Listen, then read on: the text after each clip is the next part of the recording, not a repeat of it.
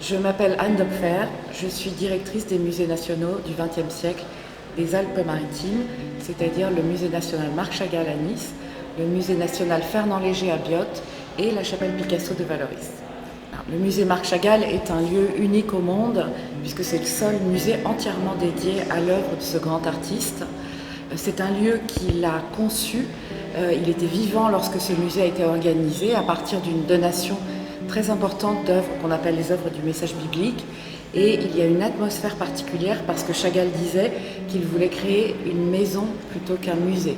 Donc c'est un lieu unique où voir des toiles exceptionnelles réalisées dans la maturité de l'art de Chagall.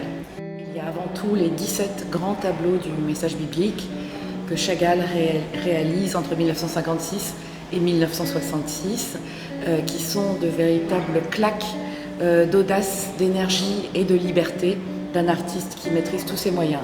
Et puis 2 œuvres d'art conçues pour ce bâtiment, une mosaïque et des vitraux tout à fait extraordinaires dans la salle de concert.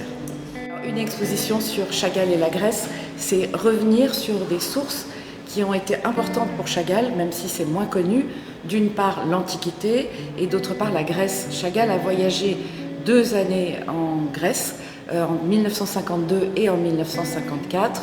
Il s'est imprégné de cette culture antique, de ces paysages méditerranéens pour créer de nombreuses œuvres où on voit cette influence très clairement. Dans cette exposition, il y a des œuvres emblématiques de cette influence de la Grèce sur Chagall, et en particulier tout ce qui tourne autour du ballet et du livre fantastique Daphnis et Chloé, et puis quelques vases. C'est l'époque où il pratique la céramique, et bien sûr les vases antiques ont une influence, et enfin tout un ensemble autour des illustrations pour l'Odyssée, sans oublier la magnifique mosaïque qui se trouve à la faculté de droit, qui représente le message d'Ulysse. L'exposition peut se visiter de jour avec une magnifique lumière méditerranéenne, mais aussi de nuit si vous venez voir un concert. Avant le concert, vous pourrez visiter cette superbe exposition.